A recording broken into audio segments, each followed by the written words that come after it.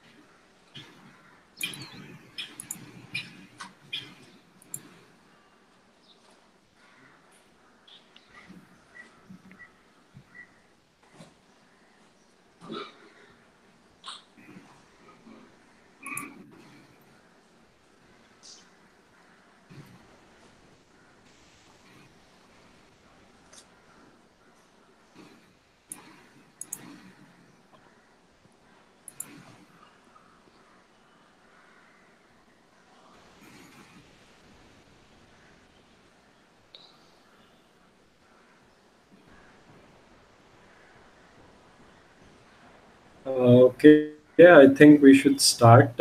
So, am I audible to both of you, Ankur and Zenon? Yeah, yes. Okay, Zenon, am I audible?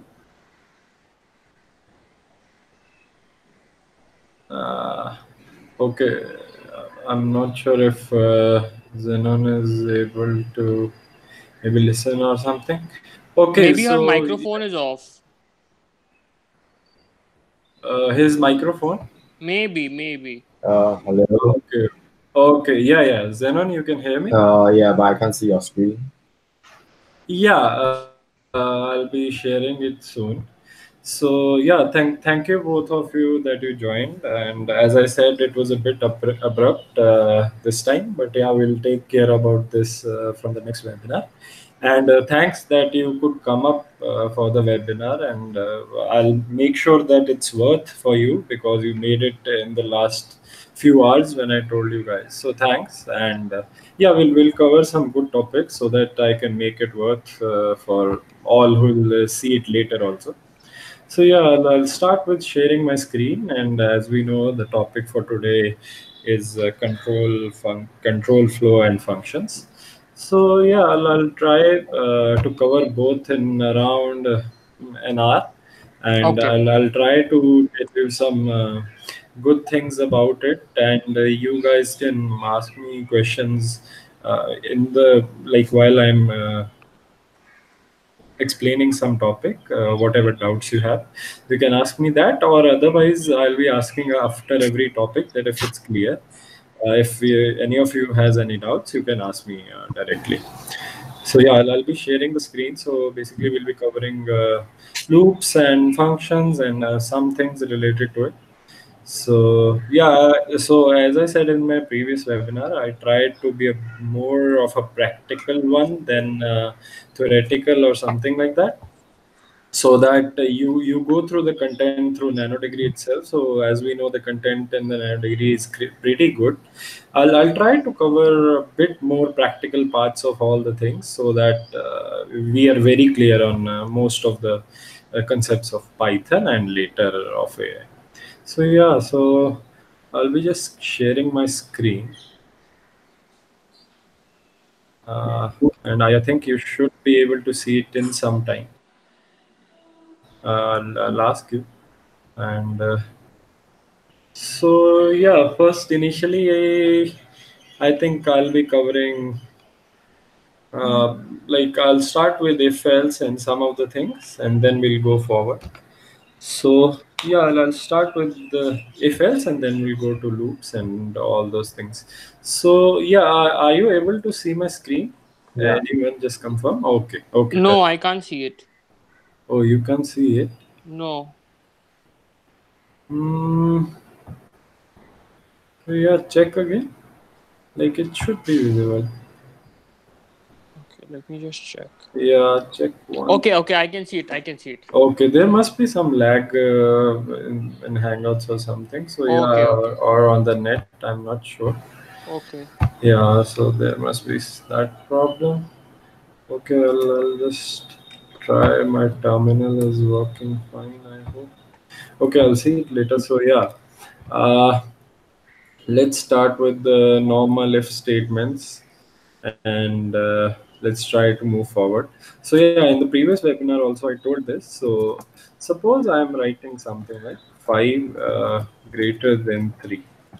So so the basic concept of if is the statement written after if should return true. So if it returns true, the block in the if gets executed. So this is the basic concept. So if I write and then like AIPND, and I try to run this. So okay, I'll run it later because I think terminal got stuck somewhere. Okay, we'll go through that later. So yeah, so as we know, 5 is greater than 3. We'll see this print statement coming up, like AIPND would be printed on the screen. And as we know, some other else if things. Okay, if 5 is not greater than 3, is it less than 3? If it's less than 3, print something. We'll just write print something, anything, and if it's equal to 3, we'll print something else at the end. So yeah, it's basically this way the flow happens. So suppose also if there's a case like if there's some other case, suppose it could be a color. So let's suppose if a color. some color variable is there. So I'll write it for you guys. So it's easy for understanding. So if it's red, we print something. If it's anything else, if it's blue, we print something. But again, the color has a lot of combination. So we can have one more else if. And this way we can keep on building this conditional flow. So like I can have it's green, then print something. And if it's anything else, which I don't care, so like that's why I wrote else. So if it's anything else than red, blue, green, just print the last thing. So else if helps us build the conditionals even further. So we can add as many as else if we need. And so this basically means if color is red, like if we think in English perspective, in English language, it basically says if color is red. If it's not red, else if color is blue, else if color is green, else whatever else it is, we'll just print that. So this is the basic concept of if else if, and I just wanted to go through. So yeah, let's try next with the for loops. Let me try once again with why my terminal is not working. Okay.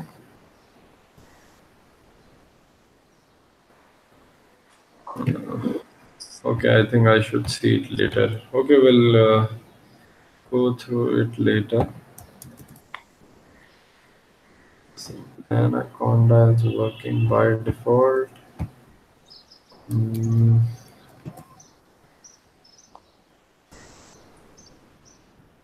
Z. Okay, Control Z. Yeah, okay, now it works. So yeah, if I go, yeah, so yeah, just wait a second. I'll just go to the right repository so that I can make things run and we can be sure that there are no syntax errors from my side itself. So I'll just make sure that. I'll just check if I have here. Okay, I have it. So I have written my code in code webinar 1 only, even it's webinar 2. So I forgot to write that. So yeah, so as we can see, the print is AIPND. That means color is red, and this way it's normal if else loops. So I just wanted to go through. Now let's go to for loops. So I'll be telling you some, I think, good concepts here. So I want your attention, guys, here. So yeah, so let's go to the cities part, and I'll just write some Indian cities. It's fine if some of you don't know these, so it's completely fine. So yeah, I'll try to iterate over those. So yeah, if I iterate over, so using for loops, as I said, we can iterate over things. So I'll just write print statement of the city. I'll just comment my initial code. So as we know, hash is used for comment. So I have a shortcut for that, control and some slash in Visual Studio Code through which I can comment it. So yeah, let's try to run it, and we should see both the cities here. Okay, Bangalore and Ludhiana is printed, so that's pretty well.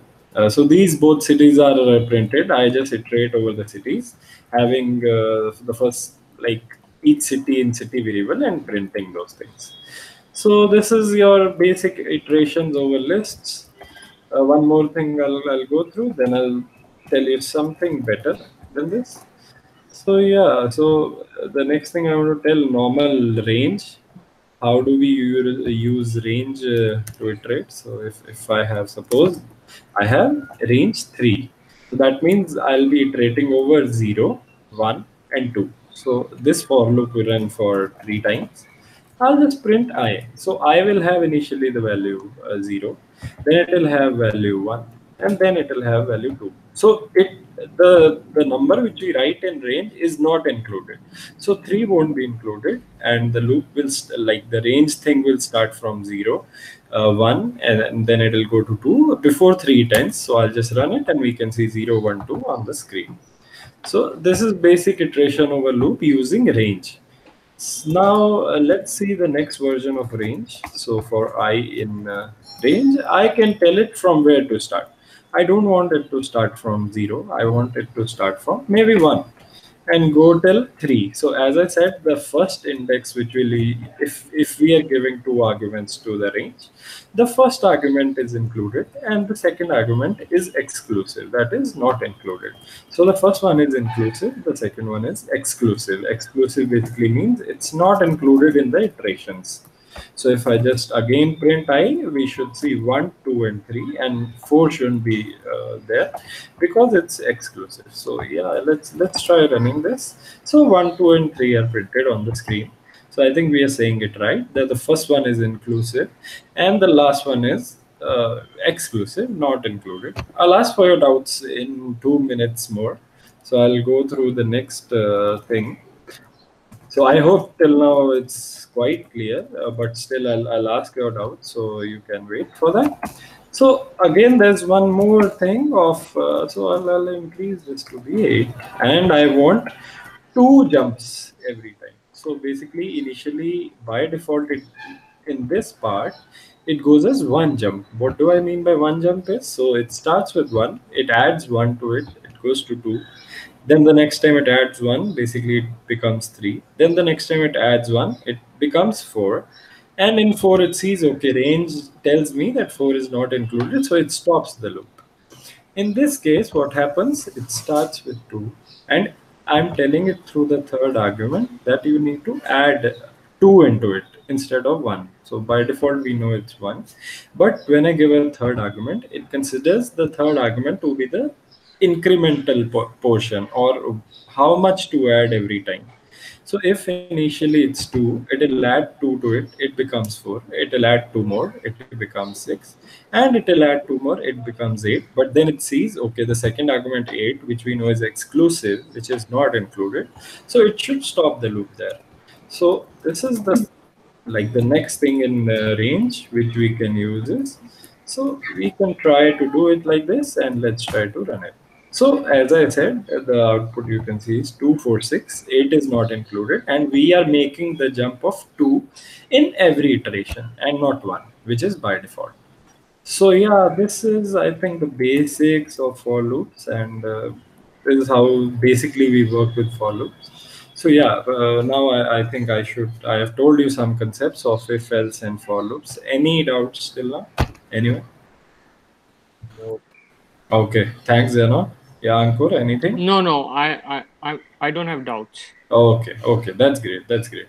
So yeah, I think we are in good speed, and I think I'll be able to cover a lot. Thanks for that. So yeah, let's try and go to building dictionaries iterating. So even in the previous webinar, I told how to iterate. So on dictionary also, there are some good concepts of iteration, which I told in the previous webinar. I'll just repeat those so that we are comfortable, and I like that content. So yeah, personally also, I want to repeat it. So yeah, let's have a dictionary for, okay, students itself. Okay, and in the dictionary, let's have the first name is Zenon. I'll have a value as 1.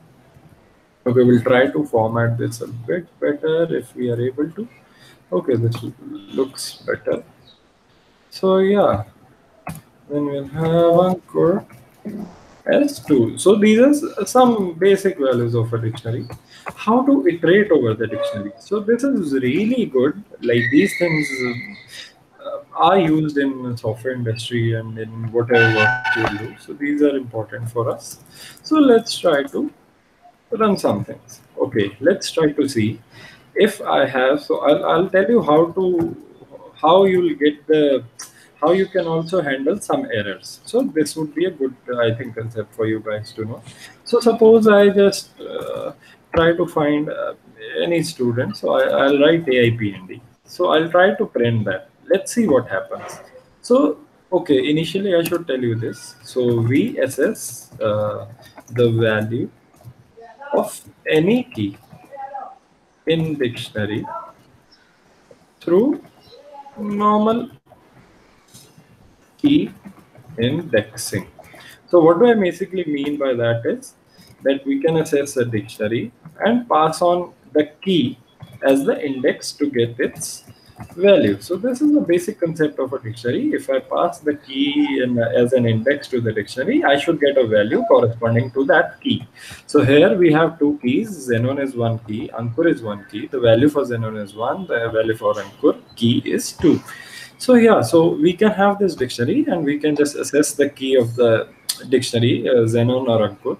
So let's suppose I just randomly, so initially let's do a normal case. I'll assess any key. For this example, let it be Ankur, and I'll try to comment this out. So let's try to think, okay, I'm saying it right. Okay, we can see the output as 2. So that means we can assess the Ankur key. Okay, this is a normal case. Let's try to assess a key which is not there. And let's try to see what happens. Okay, so we get a trace back. So we get a key error. So key error is basically that there is no such key APND. How can I give you the value of it? So this basically means that. So as Ankur, you also asked like how to do it with how to handle errors and all. So let's try that also. Even if it's not a part of the handling this as, so I'll say the exception is E, and let's try to say anything like no such key. Let's just say that, and let's try to execute. Let's see if my code is right. Yeah, I can see no such key. So in this way, the program won't be getting halted. So I'll tell you. Okay, so I'll take this opportunity to tell you guys the benefits of try catch. So try except. So let's try to do it. Let's comment out try and except. Let's print students AIPND, and then let's again print maybe a valid key. Let's try to print. Okay, let's try to print a valid key, and then let's try to execute this statement. So let's try to see what is the importance of try except block. Okay, so as you can see, our first line got executed. That is, it tried to print students AIPND, and it gave a key error. That is, AIPND is not there. So it gave a key error that there is no such key of AIPND. So as we can see, our code stopped. The next print statement is not getting executed. That is with valid key. So yeah, also guys, if there's any problem in between the voice and all, just ping, just tell me at that same moment so that we can resolve that. So yeah, so the code tried to, the code stopped. It didn't execute the second print statement, which is students Xenon. So if any error happens at this line, so error happened, no execution of the code further. So basically the code stopped and we are not able to see the print for even valid keys. So if suppose I take this line, I cut it from here, I just uncomment my try except block. I'll just comment it, I'll indent the code, and I'll write something like the valid key later on. And now let's try to run it. So as you can see, we have no such key, which is our error handling, that no such key as this AIPND is there. So no such key comes there, but because of try except, our program didn't stop. We were able to see the second print statement also, that is for a valid key. So that is the importance of error handling. If you handle your errors in between your code while it's running, if you know, okay, these things can break, you can just surround it with a try except block, so that it's sure, even if you think like at some stage in the program or while running it may break, you just handle your errors there, so that your other execution, that is code after that line which gives the error, gets executed. For our case, it is a valid key print which we have in line 169, which we want to execute. So that's why we did a try except block and try to handle the error. So that's the importance of error handling. So as also I'll tell you this. So I can write, so if I know, okay, a key error is the only error which can happen in this line. So I can, instead of exception, I can write a specific thing that, okay, a key error is there. So that if some other developer in your team reads this code, so he knows, okay, this lines, so sometimes the code in try could be like 5-6 lines. So the other developer who's going to read your code can just understand, okay, if it's written as key error, it means these 5-6 lines in try block can only have a key error which could be thrown in some invalid cases. So like the other developer is very sure, okay, what for all the lines written in try block, it is just only possible that a key error could be raised, have this error handling written. So I can have a key error there. Instead of exception, I can write key error. That is a specific exception. And I can handle it the same way. Again, you can see the output. So I ran it again. So I'll run it again to be extra sure. So yeah, again, we can see no such key is there. So yeah, it means we are able to handle the error and through writing specific exception type. So yeah, so this would be assessing the dictionary. I'll comment out this part and let's try to iterate over the dictionary, which is a very important concept, as I said. So I can go and I'll just have key value. So that is basically, so I'll go to students dictionary and I'll write as items. So through items, I can iterate over all the values of the dictionary. So suppose I just try to print key value pairs and I try to run this code. So yeah, as we can see, both keys are there, and the key and the value is coming up. The key, second key is coming up, the value is coming up. So as we can see, we are able to see the key value pairs. That's it. That is using this for loop. We can iterate over the dictionary, all the keys and all the values. So sometimes a case happens when, so I'll print the previous one so that the output is clear for us. And sometimes we just want to iterate over the keys. So a very easy concept for that is you can just write students.keys.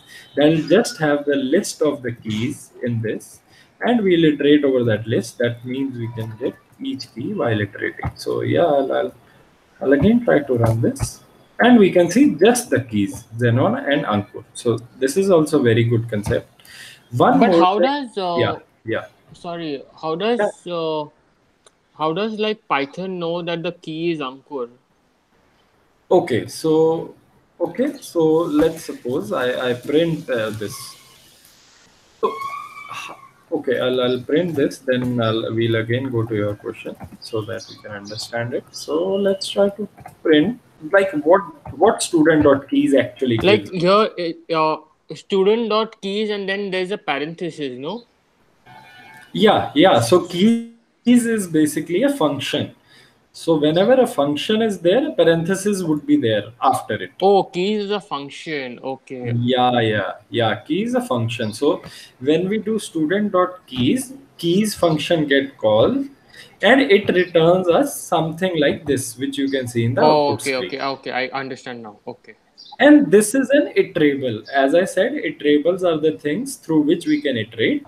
Yeah. And I can use the iterable in a for loop to iterate over it, and we just see the keys outputting.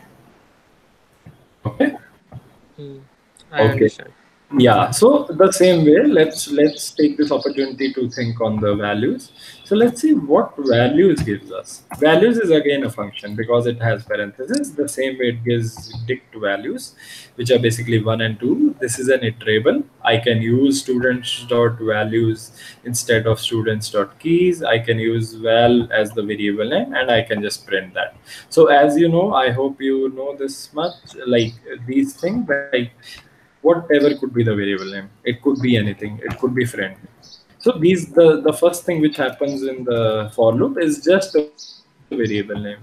It could be anything. It's not important we should make it as a key, like we should write it as a key. So this also works. So it's basically a variable name. So this you should know.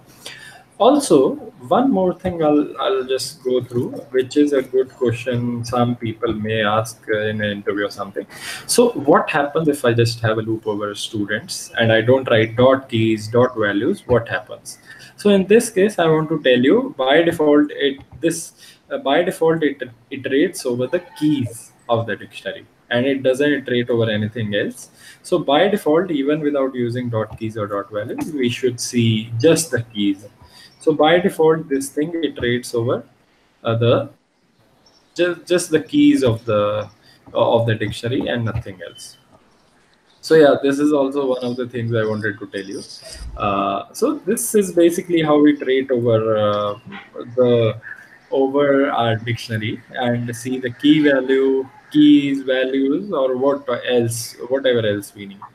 So yeah, so one question which I may want you guys to try.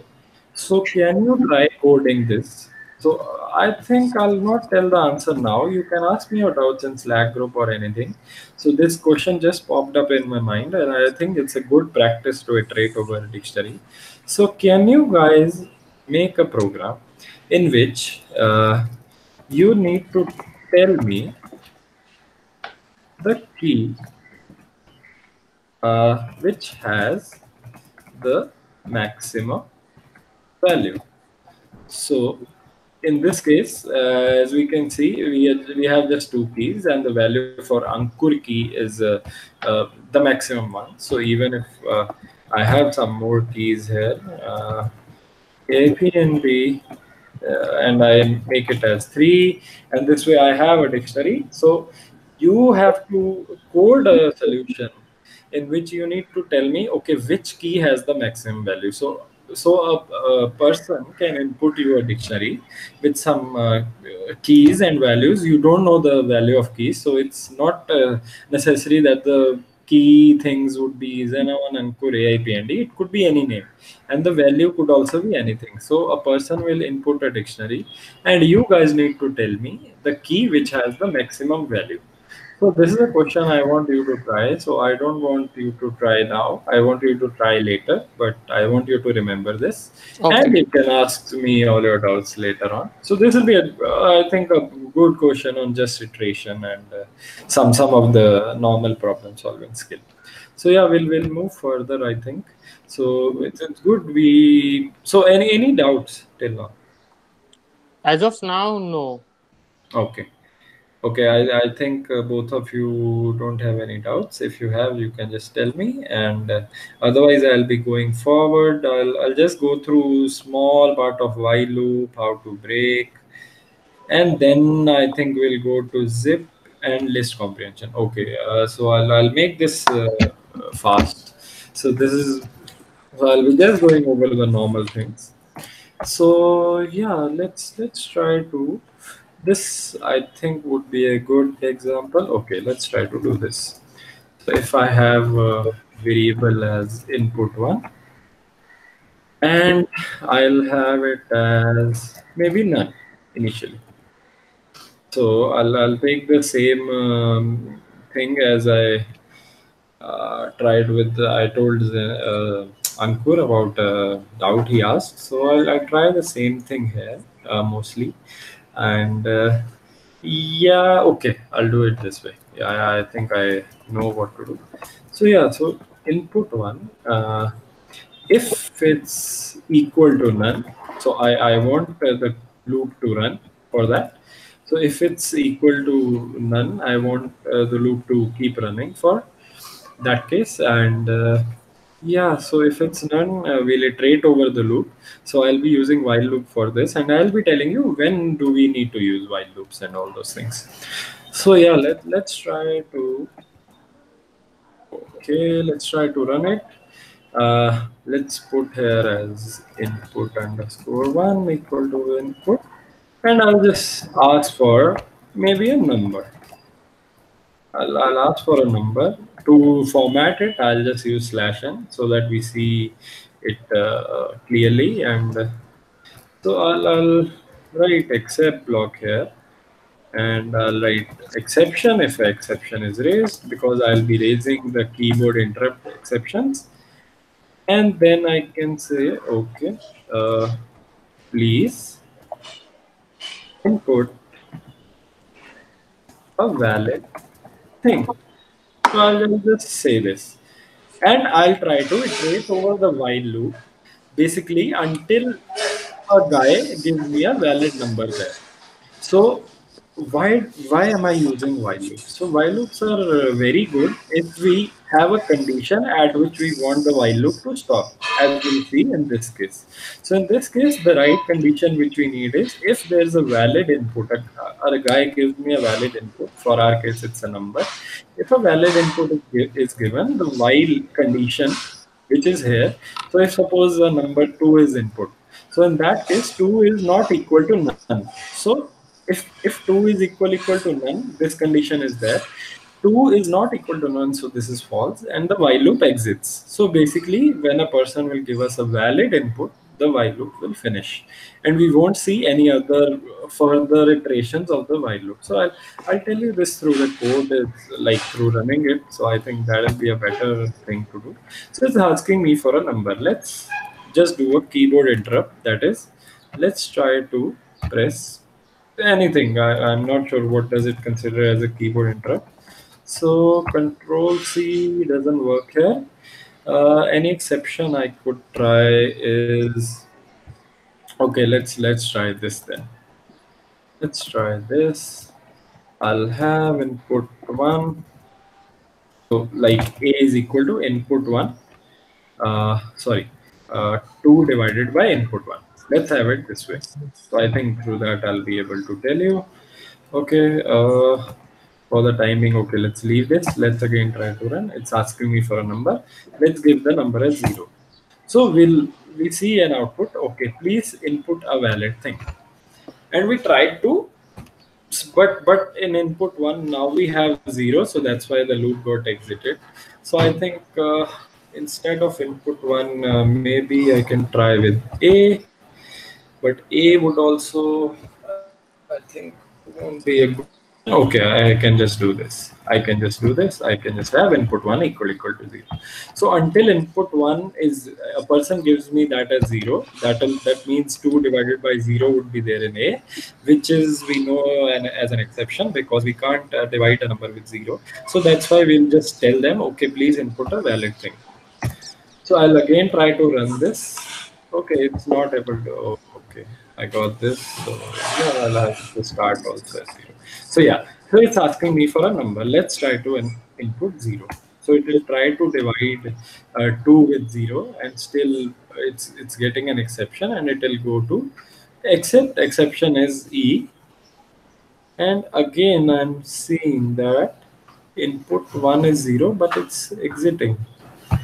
Okay, let's try to debug why it's happening this way. Okay, input 1 is equal to 0. If it's equal to 0, we start the loop, and oh, is it coming as a string? I think it is.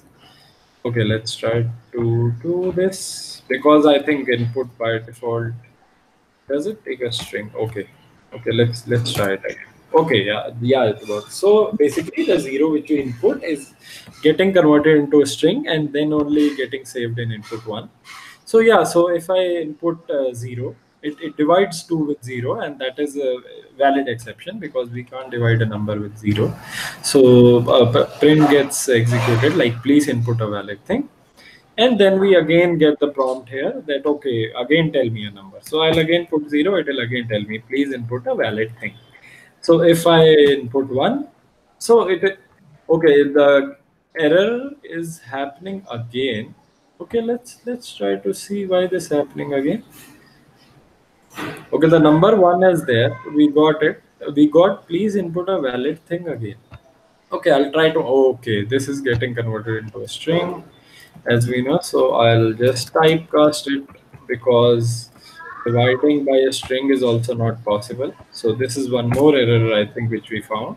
Why So not you pass the integer at the input yeah, we can do it. or string?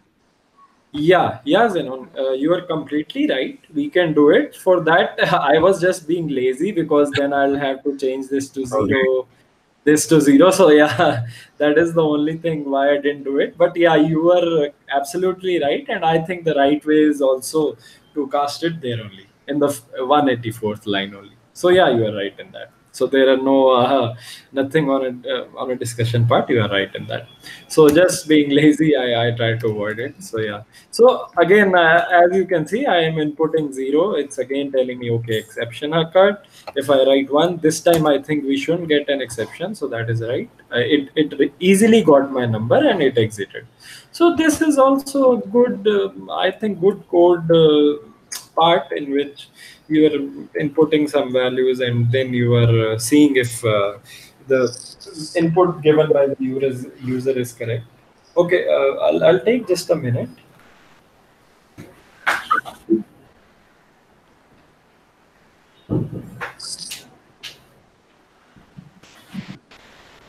So yeah, sorry for the interruption. And yeah, so in this case, this code part is very important. Why? So we have some problems in which maybe people ask for inputs. So in all the code, so suppose there are some valid examples, like suppose I need your username, and I want your username to have @ someemail.com at the end.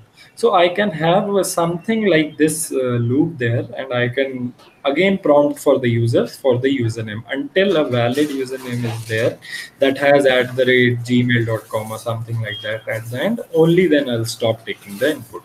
So this is a valid case and a valid code which you can use in all those cases. So this, I think, works well. Again, for other concepts, so do you think I should go through break and continue? Are you guys having any problem with that? I'm Yeah, thinking. yeah, you can go ahead. Yeah. If So Zenon has time, we can go ahead. yeah. So I'm thinking to skip break and continue so that we can go on the functions part, in which I have some good things to tell you guys, and we can go through list comprehension and zip and enumerate also. If you guys want, I can go through, but yeah, I'm thinking to skip those parts so that we can think on list comprehensions and functions and give more time to that. Okay. So what are your viewpoints? Is it fine? Yeah. So Yeah. okay, so break and continue also is like a basic concept. You can go through the content; it should be clear. I don't think I have anything really good or something like that. So for break, yeah. So as we know, break could be used in the prime number case. So that question I can tell you, and that'll be a practice for you in which you can practice break. I'll tell you the concept simply in 1 or 2 minutes. And zip and enumerate also, I think the content is very good. So zip and enumerate also I'm trying to skip. So that's also very basic, like concept. Whatever content is in the nano degree, I think it's good enough. So I'll again, as I said, I'll be more concerned about the practical things and some good things which I can tell you in the webinar. So yeah, so one more question I want to tell you is, okay, a person will input your number, and I want you to tell me if the number is a prime number. So basically, I'll just give you a hint so that I can tell you how break is used here. So for a prime number, we just check for all the numbers smaller than the number given. If a number, so suppose we are given a number n to check, and to check if it's prime, I'll just check if n is divisible by any number less than n. So basically, I'll just check if n is divisible by 2. I'll start with 2 because n would be divisible by 1. And we don't check 1 if we are checking for a prime number. So I'll start by dividing n with 2. So if it's divisible by 2, okay. If it's not divisible by 2, I'll go forward to 3. Then I'll go forward to 4 till n minus 1 I can go. Okay, there are some optimizations in this thing you can see on the net, like till n by 2 also if you go, this thing works. We don't need to go till n minus 1 and all those things. So you can see that optimizations and other also on the net. I won't be going through here. So yeah, so if I want to check if n is prime, I'll divide it by 2 initially. If it's not divisible, I'll go to 3. Not divisible, I'll go to 4, and so on. If suppose it's divisible by 5. At that point, I have to stop the loop, because I know if it's divisible by any number between 2 to n minus 1, it basically means it's not a prime number, because prime number is only divisible by 1 and itself. So if it's divisible, suppose in between by 5, I know it's not a prime number. I'll just stop my loop. How to stop your loop? Using break there. So yeah, using break, you can stop your loop there and just have some variable like a flag, which you can have it as 1, like which you can set as 1, and you can see the value of flag later. So I'll go through this a bit more so that I think it should be clear. So basically, I'll be having a for loop. They'll start from 2 to, so I'm not writing the syntax. You guys have to write the syntax. I'll just write a small, I'll go how to do it. So you'll go to for 2 to n minus 1. Then you'll check if n is divisible by the number in the for loop. So basically, if suppose I is the number at a time, first initially it will be 2, 3, 4, and so on in the for loop. If n is divisible by I, then stop the loop using break, set flag equal to 1, and then and then later on, after the for loop ends, so outside the for loop, just check if flag is equal to 1. That means the number is not prime. So as I said, if our flag is 1, when is our flag 1? So initially, I'll also write this. I should also write this. Initially, take the flag as 0. Initially, the flag is 0. We go to the loop. So this flag 0 is out, the first line of the code. We'll go to the second line, which is a for loop. We'll iterate over all the numbers from 2 to n minus 1. If n is divisible by any I, so I will keep on changing with the loop, as we all know. As we've seen in the case of cities example or those things, I will keep on changing. It will be 2, 3, 4, and so on till n minus 1. Then we'll stop if at any point we see n is divisible by any I. We'll first set the flag. Okay, this is an error which many people do. So first you should set the flag, then you should break. Otherwise, because of break, your flag statement won't be executed. So yeah, these things I'm saying. If you have any doubts later on, try to execute this. If you have any doubts, you can come up with your queries. So I'm saying the issue here is if I'll write break in first and then later on I'll write set flag equal to 1, that can skip the flag equal to 1 line, because the break will happen before and the loop will be exited. So our setting of the flag to 1 will not be executed basically. So I want to set flag initially and then I want to break. So you can come up with any queries which you have on this thing if you don't understand it. But yeah, I want you to try it on your own once so that you are very sure about how to write it, and then you can come up with all the queries. So now I may be a bit fast, but later on when you try to execute it on your own, it'll be fine. So you can set the flag to 1 and then you can break, and outside the loop you can just check if flag is equal to 1. That means n is divisible by some number in between 2 and n minus 1. So that means it's not a prime. And if also one more condition, else, that is basically flag is 0. That means n is prime. So this is one of the questions which I want you guys to try. So I'll just skip the break and the zip parts. I'll just go through list comprehensions very fast, and then we'll go to the a bit part of the functions. Functions also, it will be quite basic things, but yeah, I'll go through some good things which I know and which I think would be good for you guys. So yeah, let's just go through list comprehension once. Please try this question, the 2 questions which I have given. It's really good practice for you guys. Thank you. And yeah, so let's go to the list comprehension part. Let's have a list as, okay, Yeah, let's have a list of nums. Let's have a list of nums, some random numbers, some not in increasing order. Okay, I'll have this as 0, 4 again, 2. So not in increasing order. And I just want the numbers which are okay. I'll have one more list. So I'll write this as even nums. So I just want even numbers to be there in the even nums list. So what we'll do, we'll try to iterate over nums, and we check if num percentage, that is basically modulo is basically remainder. If the remainder is equal to 0, that means dividing the number by 2 and the remainder comes as 0, that means it's even. We'll try to append it to even nums dot append. We'll try to append that number to this list, and so after the loop we should have even nums populated correctly with all the even numbers, and we'll just try to print the list. So this is a basic program in which I'm just iterating over all the numbers of nums list.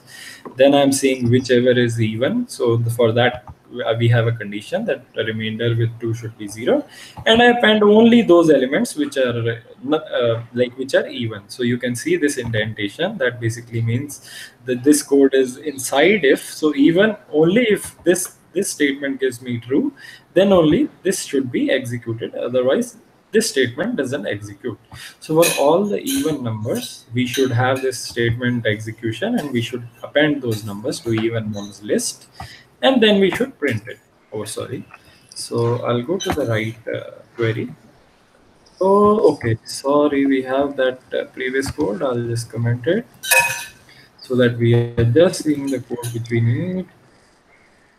Okay, I don't know. I'll do something. Okay, I got out. Okay. Yeah, so you can see all the even numbers are there as okay. 0 is in, so 0 is also coming. That's fine because 0 modulo 2 is 0. So it's fine for the time being. I'll just take that in also. And so all these numbers are even numbers, and we have the list of even nums there. Okay, so for this thing, is it clear till now?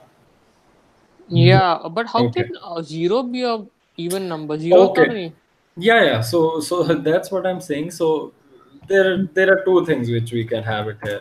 So we can have num not equal to 0, and we can have the other condition. Okay. Yeah. So this is our problem. We didn't write it. So Okay. the code doesn't know that. So it just sees okay, 0 modulo 2 is 0.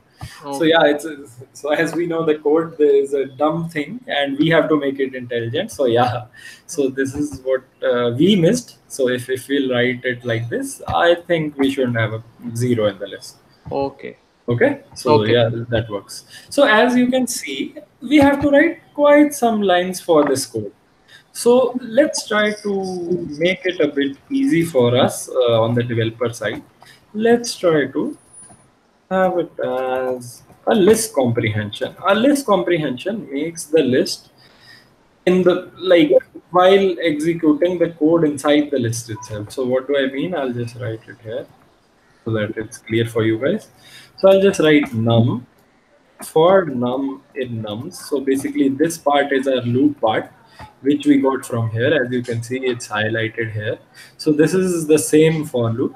This is the num variable which you can see happens here. And what nums do we need in this list? We just need a num if num is not equal to 0. I'll have some spaces, and num modulo 2 is equal to 0. So this way, I can just make this even nums list on the flow. So how I'm making it on the flow? I'm just writing this for loop, all those things in basically one line. This is which is equivalent to appending the element to the list. Okay. When does this append? Only if this condition is true, which you can see here also. The same condition is there. Only if this condition is true, then only the append thing happens. We had append initially, but now we can just write num. That works the same as append for us. And we have this loop, which is initially here. We have this loop here. So in one line, I can achieve the same thing.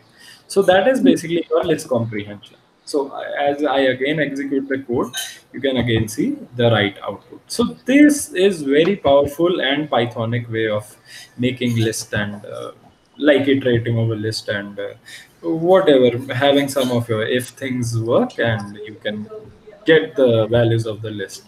So these are basically your basic example of list comprehension and how it reduced their code from 3 lines to just 1 line. So yeah, these are very powerful. So yeah, list comprehension is a thing.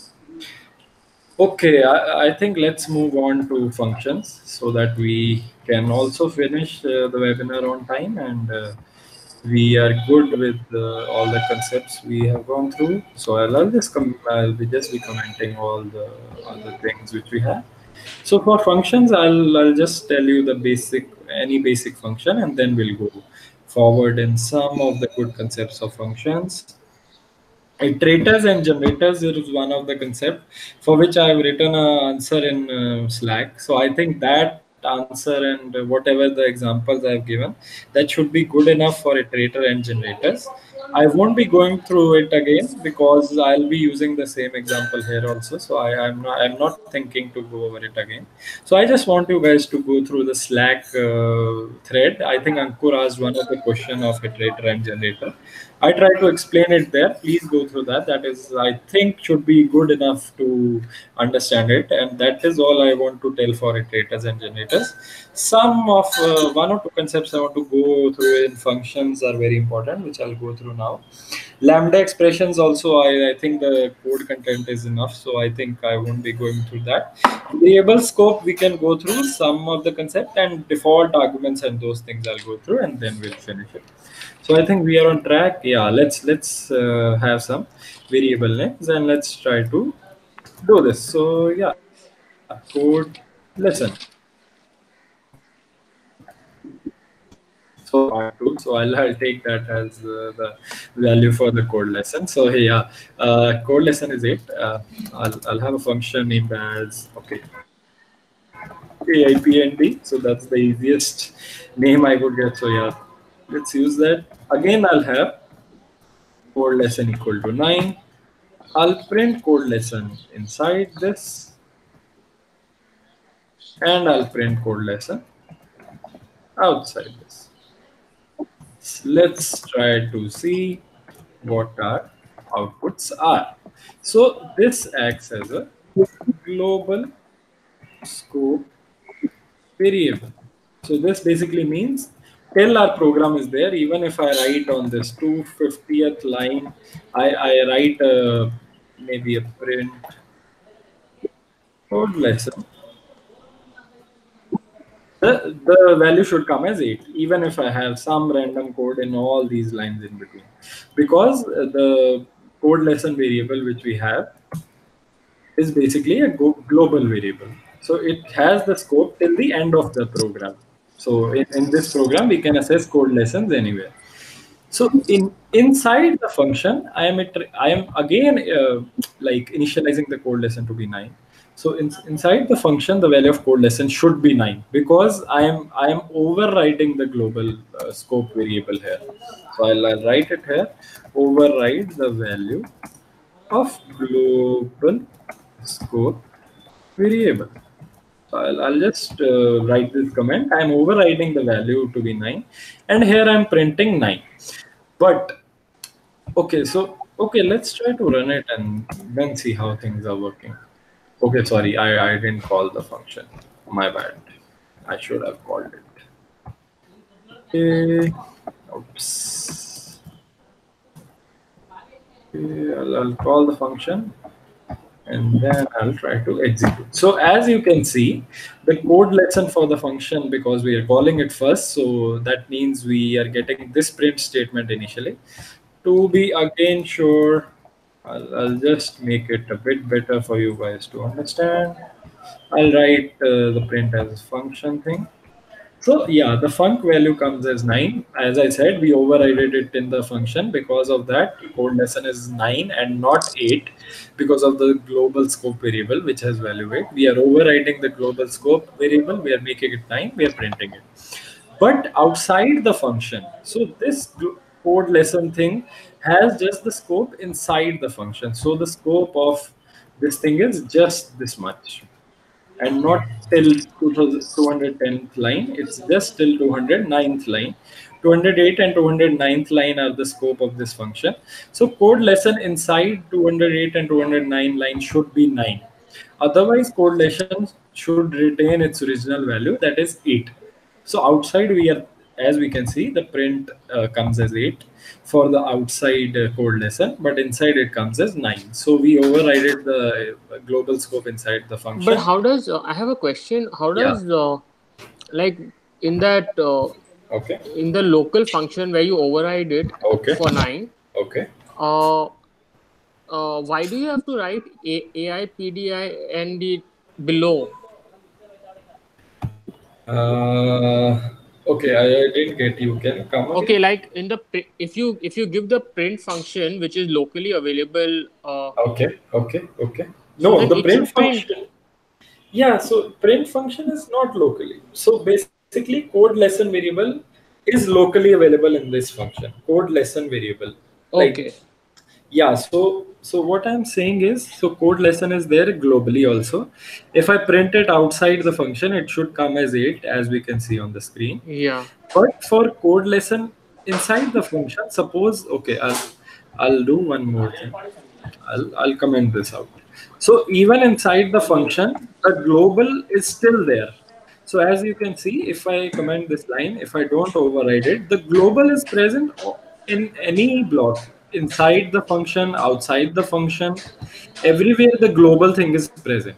Okay. But if I try to override it with code lesson equal to 9, the new value of the code lesson inside the function becomes as 9, but outside it still remains 8, because Okay. the inside thing doesn't have an effect on the outside scope. Okay. Okay, so that is the basic concept of scopes. But then in outside, if you want to print the local code lesson, you will have to write print AIP and D, right? No. So okay, I'll again. I'll go through that also. So suppose if I return code lesson. So as I told you, if you don't return things, you won't be having any value of AIPND. Okay, I'll go through it this way, I think.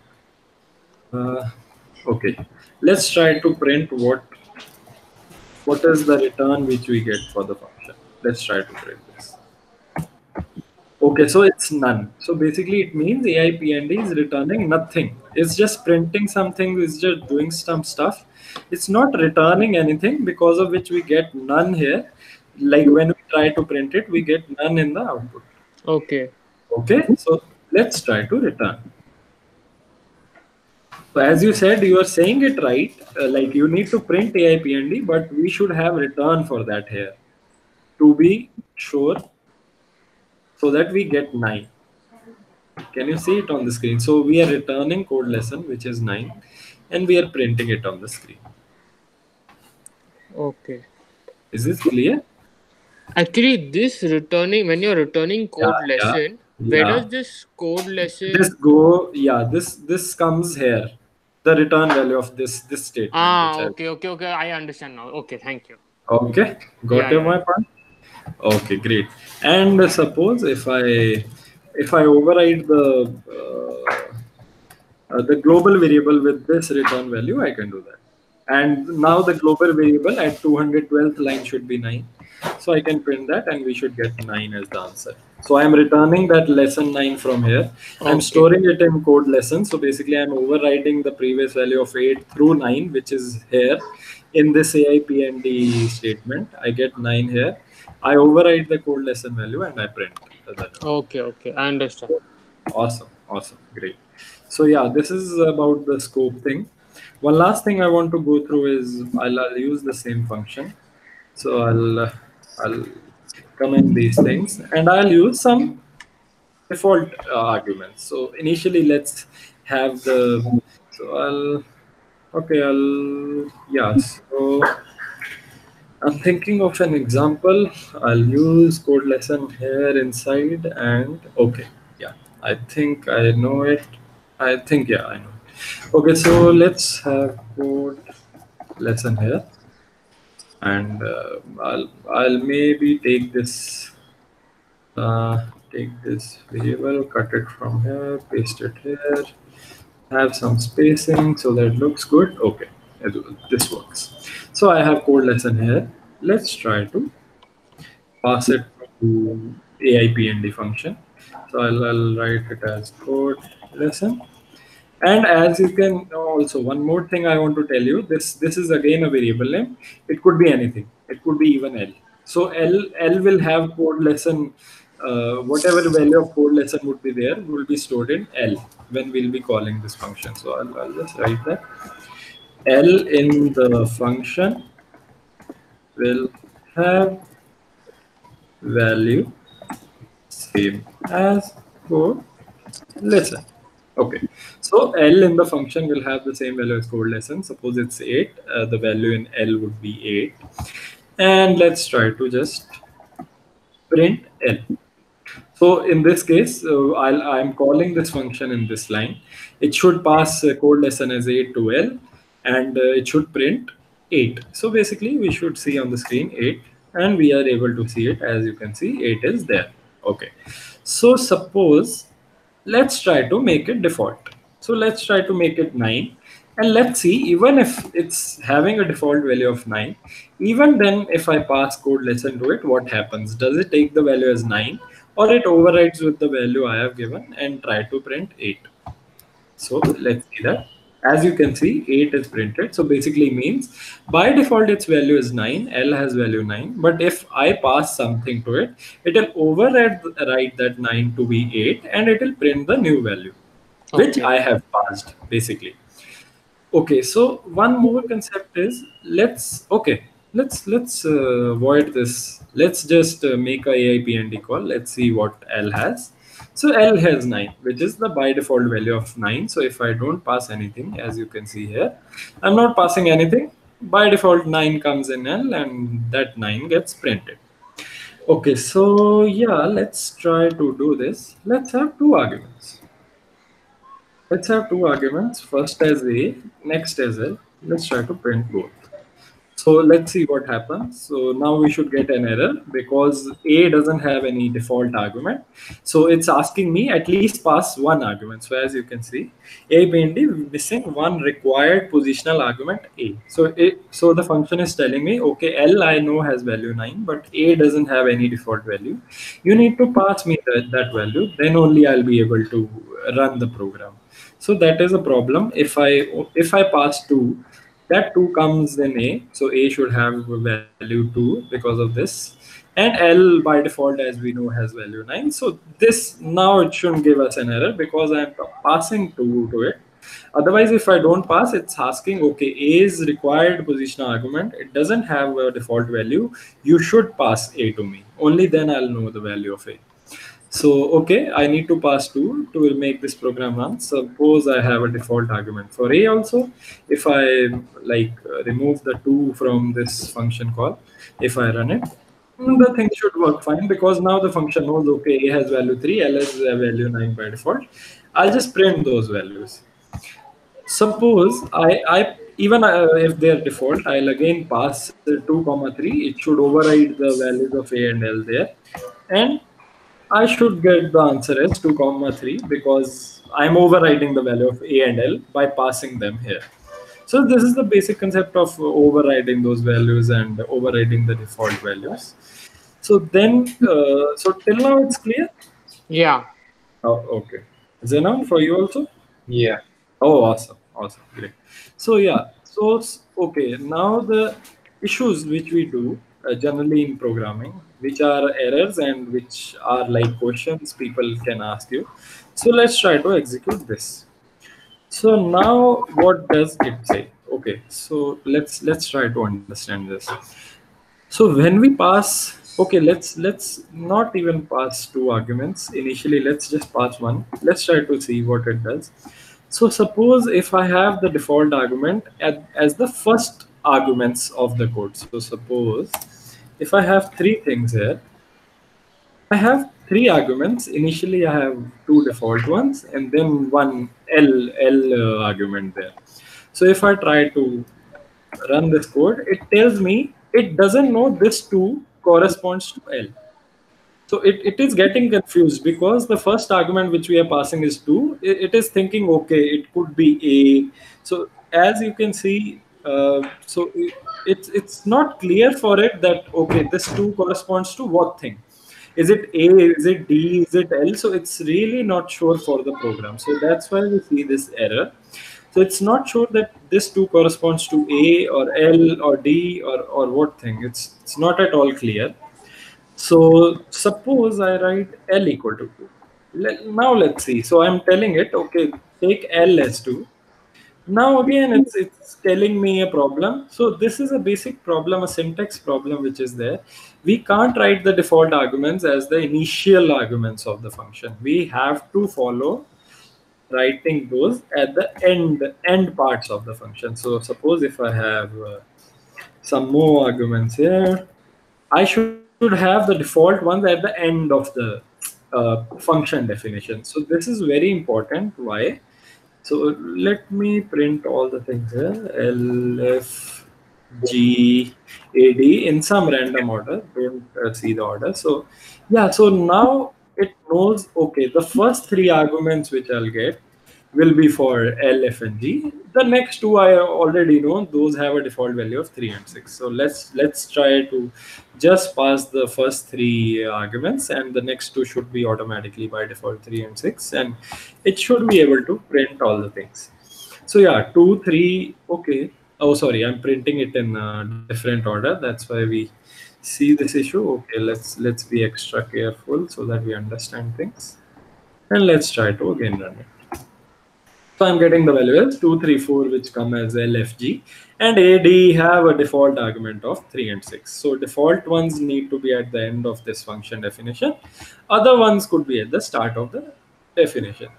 So also I can do this F equal to 2, maybe G equal to 4, L equal to, sorry, G equal to 3, L equal to 4.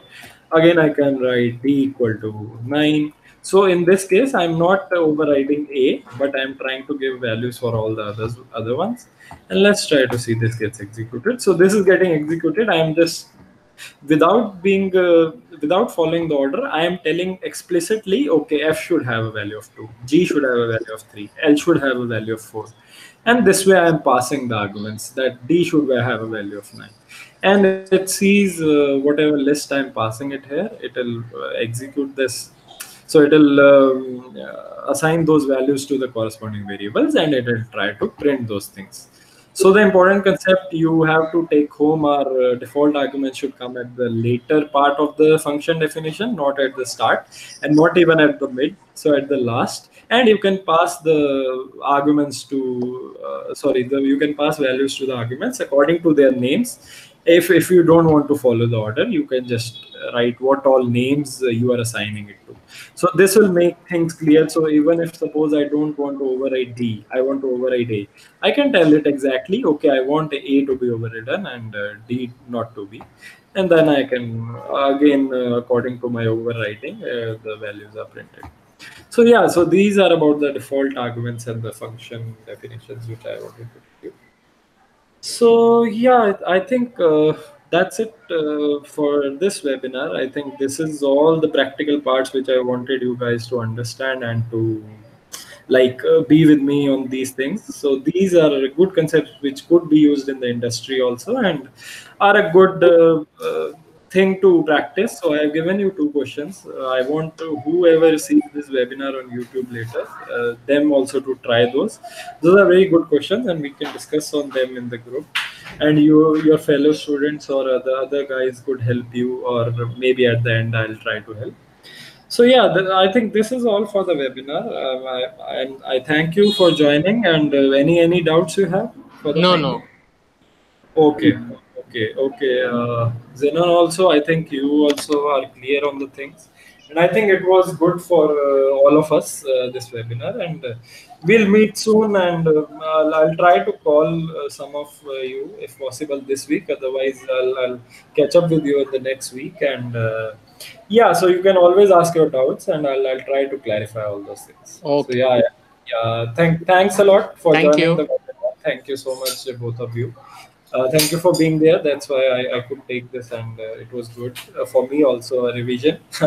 Yeah. And yeah, thanks a lot for joining. Thank you. Yeah, Bye. we'll call soon. Yeah, bye. Bye, Zenon. Bye. Bye, Zenon. Bye, Ankur. Okay, thank you.